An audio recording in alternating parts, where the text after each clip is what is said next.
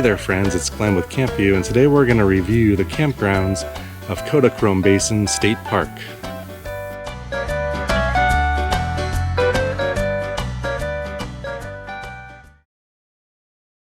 Now this here is just a slice of this fantastic, colorful park. I mean, it's named Kodachrome.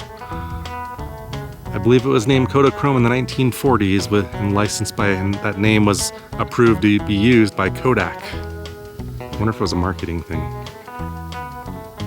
So really the moral of the story here at Kodachrome, if you're going to be a guest here staying here, is you're probably going to have one of the most top-notch camper experiences of your life. If you want a little bit of luxury and ease in your experience and convenience, especially out in these remote parts of Utah. We're out beyond Bryce Canyon now, heading towards the Escalante, and we're kind of out a ways from most things, although there is a town or two within reach, so we'll mention those later. But having the things here that you get is just awesome. We're going to start our episode off a little bit different today. Usually I start at my campsite, but because today didn't go according to plan, if you watched one of our developer diaries, I got hit by a pretty good storm, likely a microburst, and had some diversions. I decided to go do laundry this afternoon, and there's a laundromat right there that is here for guests, and it's a really nice one, and that's not common in most parks in my experience. Some have it, some don't.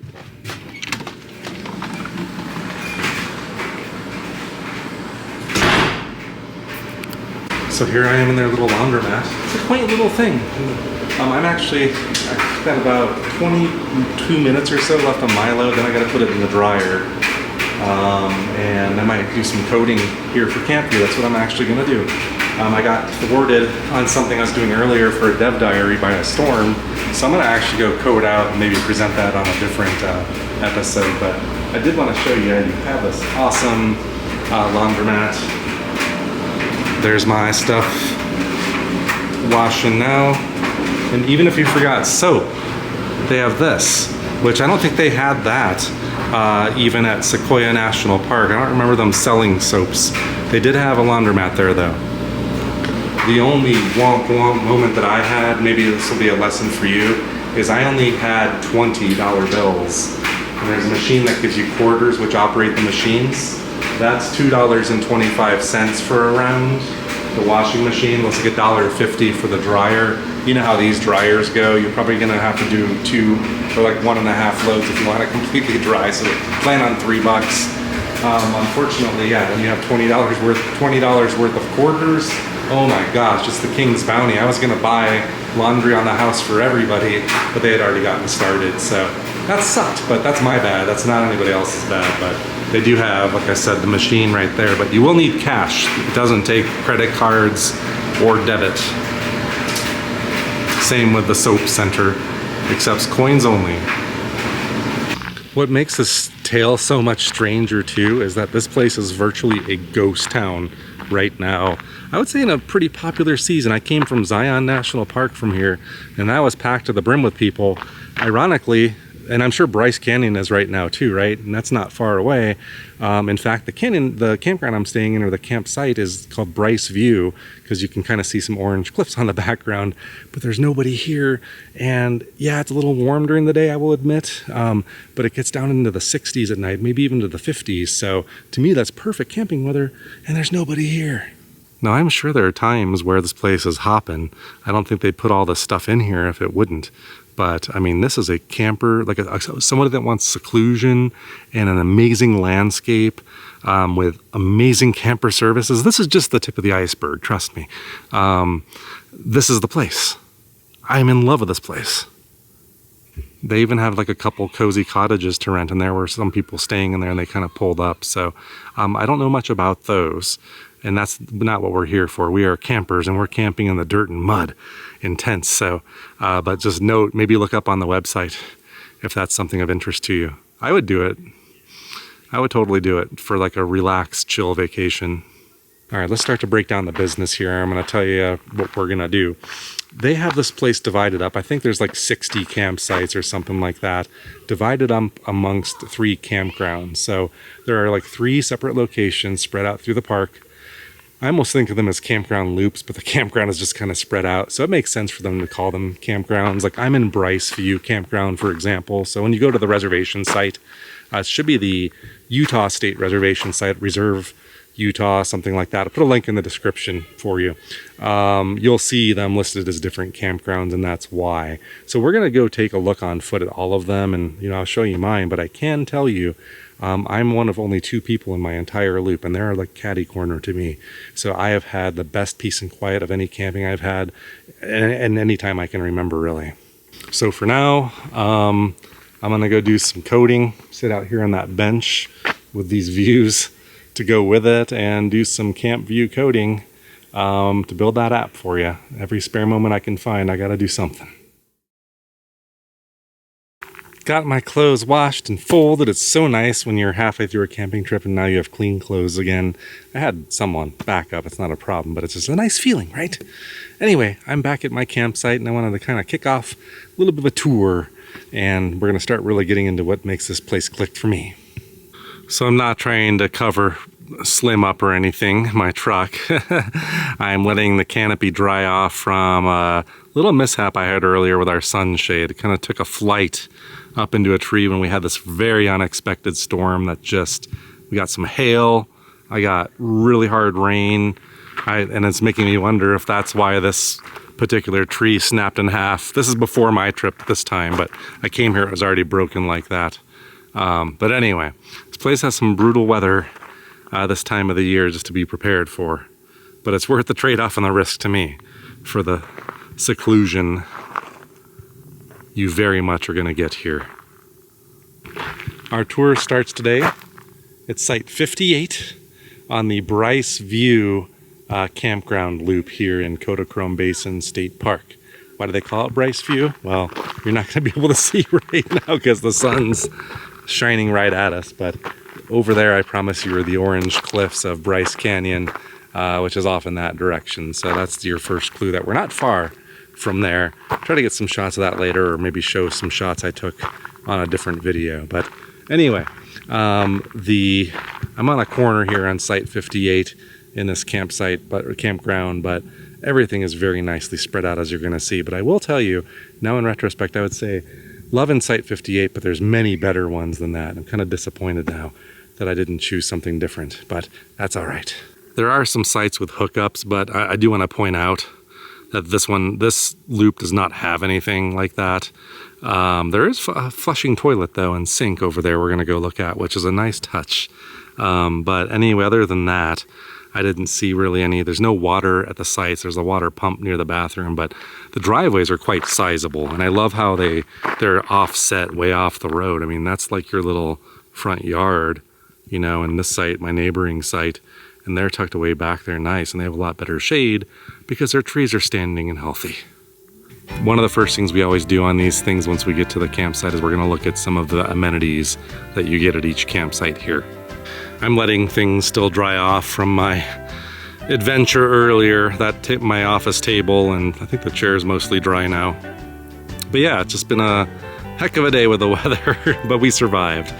Anyway, Site 58, you're going to see the little area where my tent is set up here.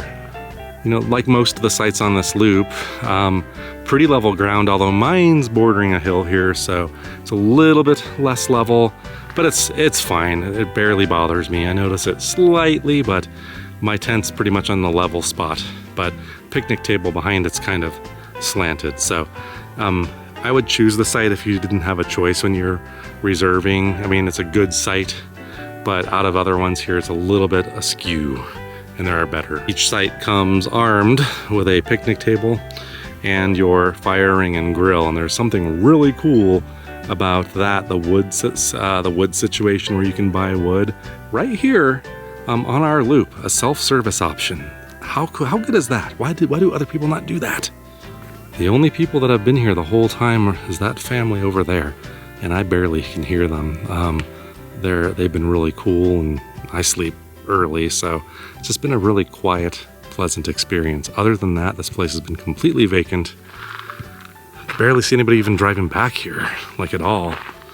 I'm gonna tell you why I think that is, but why that shouldn't deter you from coming out here. especially now. So let's go look at a couple other sites really quick to compare to mine, just to give you an idea of what your options are. But if you want to shop site by site, hold on, there's a bug on me. If you want to shop site by site, your better option is going to be our campground drive-through video, where we just don't do any talking. We just drive through the loops, and I've got video footage of each campsite. I haven't filmed it yet, and I'm wondering when I do, I might have to like drive and actually go on the driveways on this particular one, or else a lot of it you won't be able to see anything. Ooh, a new challenge. And if someone's set up somewhere, I won't be able to do that necessarily. So from here, I think probably the moral of the story is most of the other sites are a little more level because I'm on that hill, and as we get further away from that, it's pretty flat, as you can see on this whole loop. So that's what accounts for the slight hilliness over there. Very, very slight, but 57 is a great example of the type of thing you can expect here at Bryce View. So I'm standing on the very sizable driveway here at Bryce View Campground, site 57, and yeah, you can see very nice site. When the trees are healthy and stuff, they do provide nice shade, and they're sizable. I think these are a combination, all these things you see of pinyon pine and Utah cedar or juniper. Utah juniper, actually, I think is the correct term. These look more pinyon pine to me, I guess, because they're not as conical, but it's probably a mix. And I'm probably wrong. I don't know. These have like little juniper berries on them, so, or what look to be juniper berries. So as far as I know, that's probably one of them. But each site is really like, it's nice and level. You're going to have some shade, and boy, you're going to need shade in the middle of the day. It gets hot, even when it's in the low 90s out here, with a little bit of the humidity that we get this time of the year out here. It can make for some brutal daytime sitting around, so bring a sunshade or something. But I bet you, compared to my site, these are going to provide better shade than what I was dealing with. So, but anyway, you can see a good example of a nicely manicured site here. Really well done. Another shot of 57, and then we're going to turn this way to our neighboring site here, I assume is 56. Another sizable driveway, and this one is really far offset, so really cool site actually. This one's almost, I don't know, other campgrounds would call this a walk-in. I don't know what you would call it, because it's not, your site's like not there, but it's not that many feet away, what, like 30, 40 feet or something, maybe 50. This is a cool site. And there's our neighboring site. So this one does kind of have a sight line, but they're obscured by their trees, and you're obscured too. So you can make a little private situation. It's not a big deal at all. And I like how there's little trails too that connect. Looks like some of the sites like here. So maybe if you're in a group or something, you'll have easy access to the neighboring site. And while this isn't as tucked away into that landscape as some of the other areas of the park, you do have that beautiful backdrop there within view. At most times if you're facing that direction. So it does have nice views, but I haven't even explored all of the other campgrounds there, but I bet you the other ones, if you like that kind of stuff, the other campgrounds might be more for you. A reminder, I keep saying campgrounds here in the park. I believe they all start with site number 1 in a different campground and then count up in sequence all the way to about, I think we're in the last of the campgrounds, and I think site 60 or so approximately is the last one. So there's not 60 sites on this loop. There's just a few, probably like 10 or 12, I'm gonna guess. So you'll note that other campgrounds inside the park consist of those other numbers that are missing here. So however you want to think about it, separate campgrounds or separate loops, I don't care. And we'll kind of do a sweep by here of site 54 and its neighboring site 55. If you're kind of in a group situation and want to be closer to your neighbors, I don't really ever account for that. I'm always stingy and think of my own needs where I want to be far away from everybody. But some people want, to probably have adjoining sites that work like this. So if that's you, 55 and 54 are a good choice. But I would also say that even if you don't know the neighbors and you want privacy, these junipers and stuff block each site, so you're gonna not really even know anybody's there unless they're really loud. But even that said, this is better spacing than any national park campground that I've seen in recent times, so you still get way better than most. Some of these little junipers are so like, well, they look well manicured, almost like Mr. Miyagi was here trimming the trees at one point. But anyway, this is that 55, and I just want to show you how nice and level this is. Here's another good example, like for Bryce Canyon. Clearly they dug and they leveled out these spots because, I mean, you can tell, and they kind of lined them with the little blocks and curated them. I don't know if you work for this park and you know, I mean, how much did that cost you in labor? And I know some people think that the national parks, you know, it's a bigger production, because if they're going to do that, they'd have to go through and maybe consult with ecologists and archaeologists and things like that. I don't know if state parks have it easier, but I just never really understood why, basically, while you have places like this that get far less tourism, so presumably making far less money, but they have so much better services for campers and much better stuff. That's really what I'm trying to dig to the bottom of here. Just one last one. We're not going to go and scrutinize every single site here because that's just, you know, that would make for a very dull video, I think. And these videos are more about giving you a taste, and then you pair them with the campground drive-thrus for, you know, if you want to really go and look at every single one. But really on this loop, I think you now have a great idea of the Bryce View campground. There's a note about generators and some other basic rules, so I'll hold that there for a second or two. Pause the screen if you want to peruse that, but we always will put links to web pages and stuff where you can find the same stuff in the description. Last couple of things I want to show you here is normally at a campground like this, you'd have a stinky, at best you have a stinky vault toilet or two, but even here they do it upright. You have water here. You got a flushing toilet, you got a men's room and a women's room. It's small, it's just a one holder, as they say. Hopefully it's clean.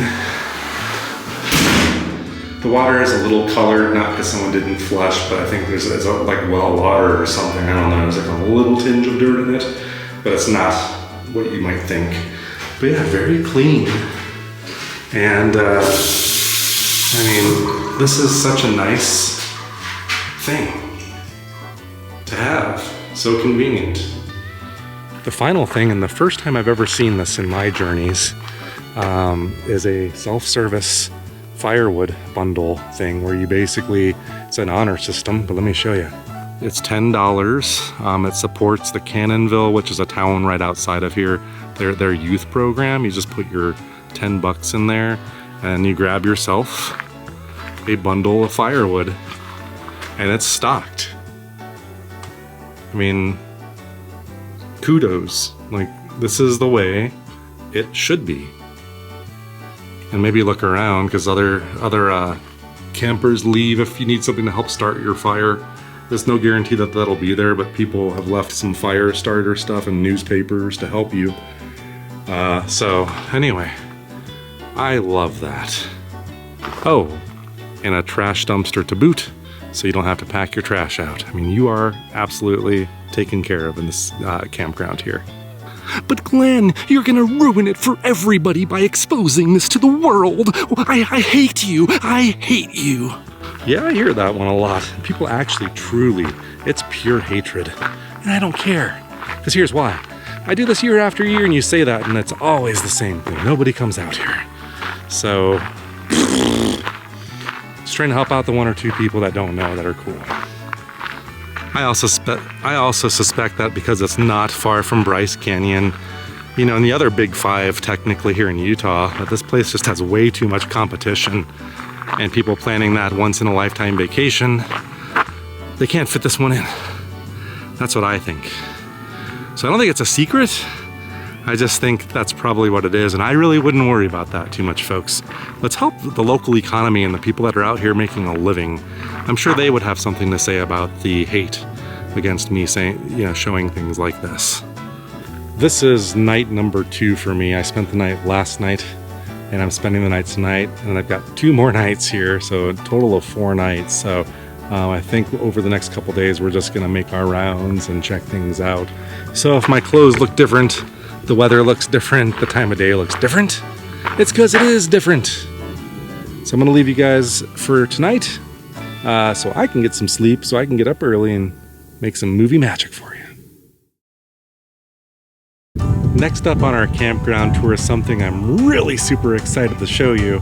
It's now the next day, by the way. You can tell by the wardrobe change and probably how the sky looks. So we're gonna actually go check out what I think is one of the best aspects of staying here.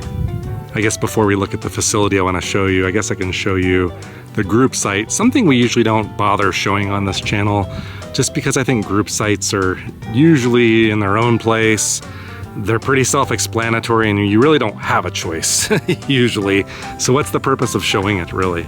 It's kind of where I'm at. It's just a time saver, but it's a sizable group site, accommodates up to 35 people at this campground, and they've got pavement on this one, which maybe that's good to show, because if you have people with accessibility needs, that would be helpful to know. And you also have restroom and showers right there, which is really what I want to show you. All right, so we have to kind of be a little cautious because I'm gonna actually take you to the shower on this one. I'm gonna show one. They're private, so they're basically, you get one room to yourself. It's not like your standard national park shower where it's kind of like a high school style, more public, even though those have stalls in them. These are way nicer, I thought. One of the nicest ones I've had at a campground, and they're complimentary. I don't have to pay any money. I don't have to get any freaking tokens, nothing. I can go in here 24/7 and shower when I freaking want to. And that needs to be the new model. I mean, if you're a national park, just add like $1 or $2 to the campground fee or something and pay for these things. I mean, it's just like, you could probably very quickly make up the revenue or even make more if you just charge everybody an average rate to cover that expense and then give people the freedom to go when they freaking want to. Why is that so difficult? And they have, what, 3 regular and I think one that's an accessible one. And they're all operational. I mean, other places, good luck with that. All right, nobody's in here. I'm gonna show you how nice these are compared to anything. Although that's loud. That didn't do that yesterday. Let me go show you another one. All right, here's one. We'll see if it makes the same noise. But just want to briefly show you how nice the showers are here compared to other stuff. They're clean, nicely tiled. You got this whole bench.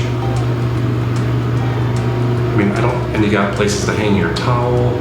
I mean, way nicer. And I had plenty of warm water. I had as much as I wanted. But anyway, yeah, this there's more restrooms here. I already showed you the one by my campsite, but everything here is nice. Okay, we are now at another campground here at Kodachrome Basin State Park. This is the Basin Campground. I would say that probably like the main, if I had to call one a main campground, this feels like it.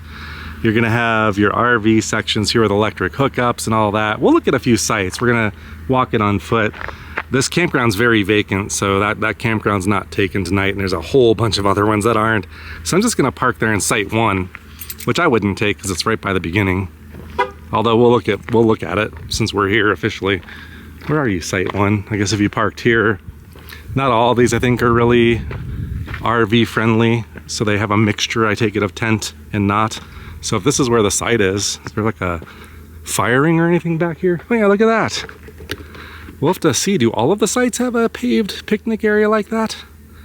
It's actually hidden back here, kind of nice actually. I might change my mind about site number 1. Plenty of spot to place your tent back here and really cool views. So, but everybody's gonna be pulling into this campground right here, so that might be your only word of caution, but not a bad site.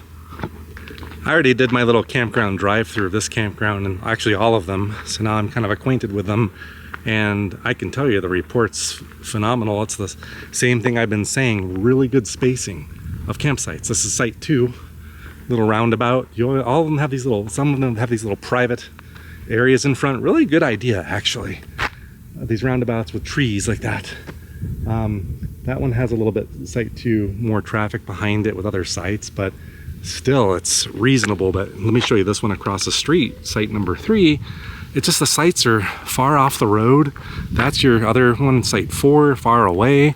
And I would say compared to any national park campground or anything I've been to in recent times, this place is still killing it.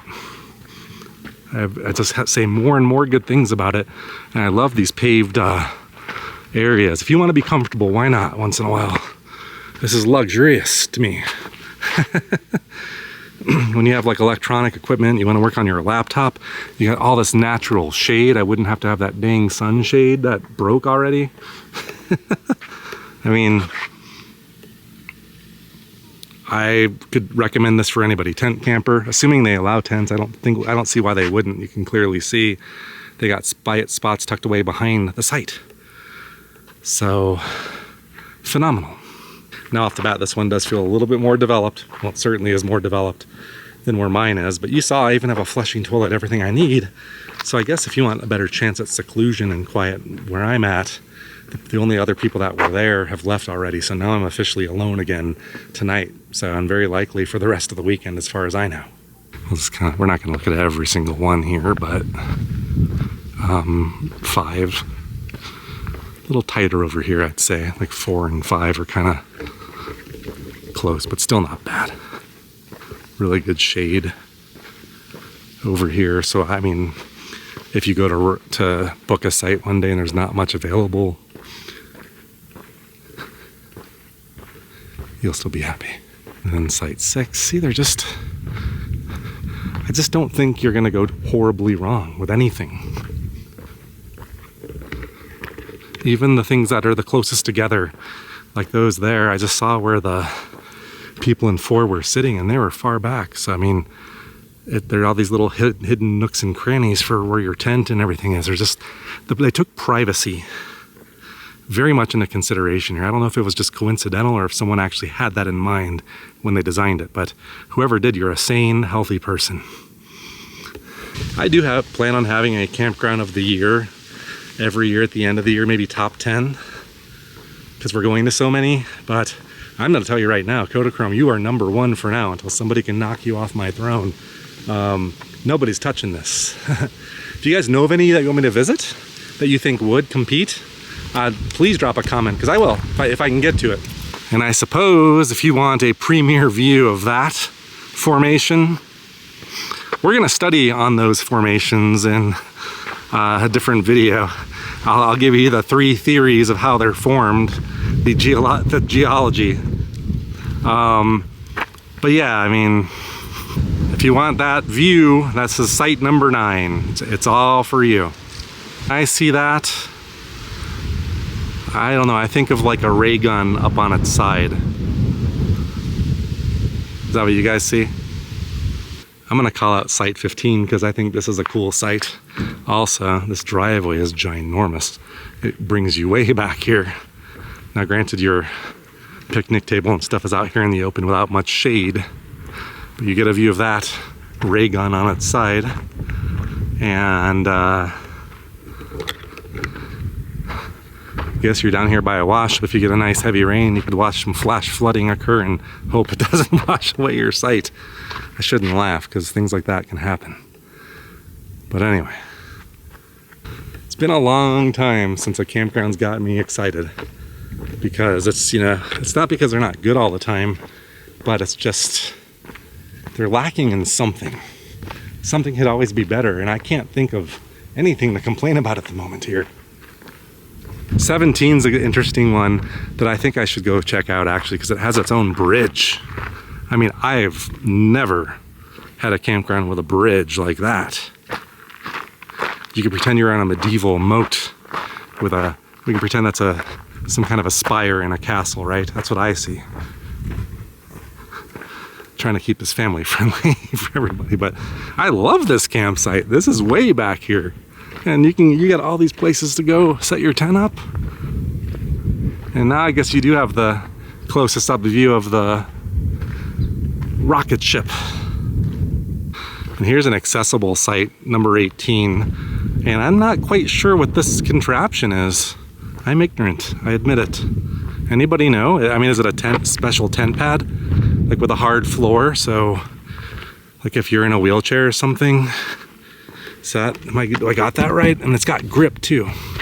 But how would you, I guess you could put a tent on that. I kind of like that. And of course you've got trash over here. You've got, looks like they have firewood here too. A sink, and then bathrooms. I guess if you're a cigarette smoker too, they even have an ashtray for you. They thought of everything. Same thing here, $10 bundle honor system, helps support the Cannonville Youth Program. Right on. Right on. And now we're getting down to the section where all the RVs are, and I don't see any hookups on 21. Across the street there are, but now we're kind of getting into where people are set up, and I don't want to film folks. We'll just kind of do a quick blow through here, but I'm seeing electric hookups to confirm a visual. You'll, of course, if you go to the Utah Reserve Utah site, which we'll put a link down below, the site says which ones have hookups and which ones don't. So you want to rely on that. But the 24, you can see there in the back, they have a water and electric hookup there in the back. And then I have to walk back this way anyway to get back to where my truck is. But so it looks like a selection of them do.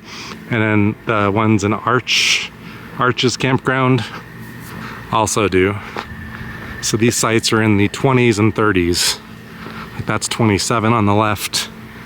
And then we'll look at this guy. They also pull through to the main road, which is nice too. But we'll look at one here, because I'm assuming it's the same setup for all of them. So you could turn in from the main road or just pull right out to the main road when you're done. But here, so you can see they got the water and all the stuff that means more to you guys and me. Like I said, everything here you can see for yourself. We don't have to scrutinize. Has really nice, huge, long driveways. Seems suitable for just about anything, from my opinion, from what I can tell. But I don't drive or tow one of those, so some of you know way better than me. But here's another one. They just pull through straight out to the main road. I think the numbers are on the other side too. So the next thing I wanted to show you here is the visitor center. I assume it's open now. If not, I'll come back. But not only do they have these awesome hammocks out front, they have so many nice things in there once again that you wouldn't find at another park.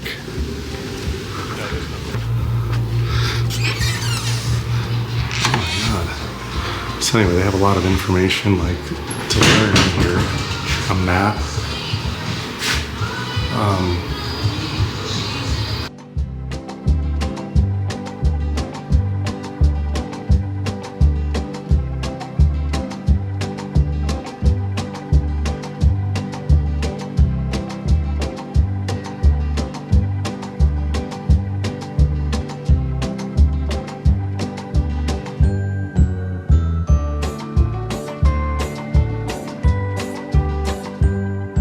They even have hot food options on hand at times, like nachos. I think now it's late in the day, they probably don't, but look at that.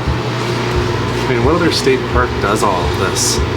The answer is nobody that I've gone to yet.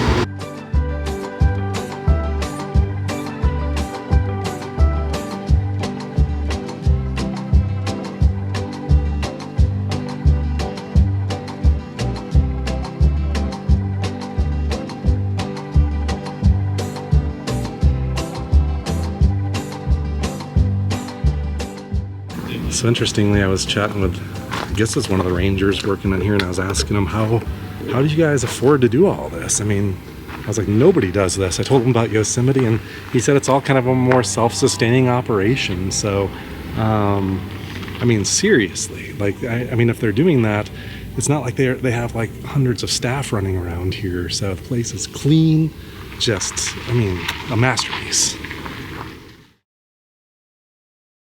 The last and final bit that we need to review here is Arch Campground, right down the street from where I'm staying. I'm like, I don't even know, like probably feet away, several hundred feet. There's a turn up there where Bryce View is. So that's the area we're in. And this one seems to be very much catered towards people that have electric and water needs. And I'm going to show you a couple examples of those, but this is the only one that's labeled something weird. It's E. The rest of them are numbered. So I don't know what E means or why. I kind of like this campground better than Bryce View, just because it's closer to the, you know, the backdrops there.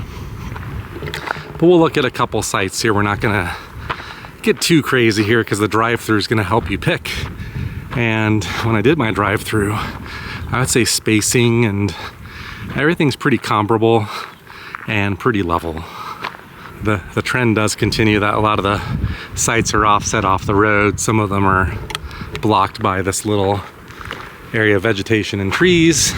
And hidden away back here are your standard amenities, your picnic table, fire ring, and the special thing here, water and electric hookups.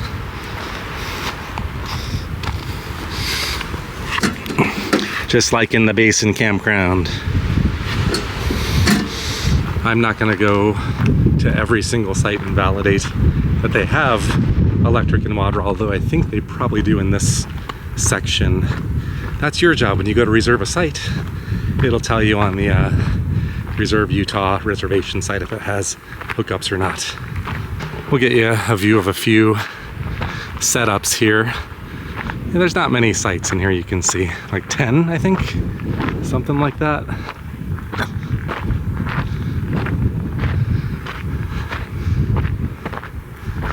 A couple more, 46, 47 to give you some ideas. I think it was these in the back that I kind of like because they're closer to the backdrop.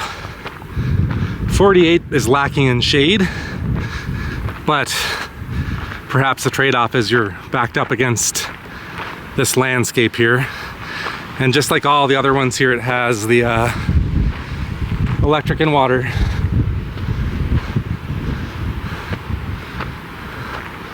Here's another one I thought looked pretty good. It's 49, but I'm kind of realizing lacking in shade also, but cool views of Kodachrome. And I'm standing at the top of the loop and we'll kind of scan over. I mean, there's a few more sites in here, but I think you get the idea. And if you're in a rig, I guess maybe the shade is a nice to have, but not the end of the world if you don't have it. So, I don't know. You could see that the driveway there's a good example. It's slightly slanted, but pretty level, but not perfectly level. But pretty much par for the course for this section. So now do you kind of see what I'm saying? It's almost like there's 3 campground loops, but they call them separate campgrounds, which I guess makes sense because they're so far away from each other, relatively speaking. So think of them as 3 campsites, or think of them as one giant campsite, counting with the low numbers all the way up to like 60 or so where I'm at, and they're just spread out. And then one more friendly reminder, if you want to shop for sites and pick out your perfect site, watch that campground drive-through, and I think that'll give you the best perspective. And it should, unless I missed one, should hit every single site.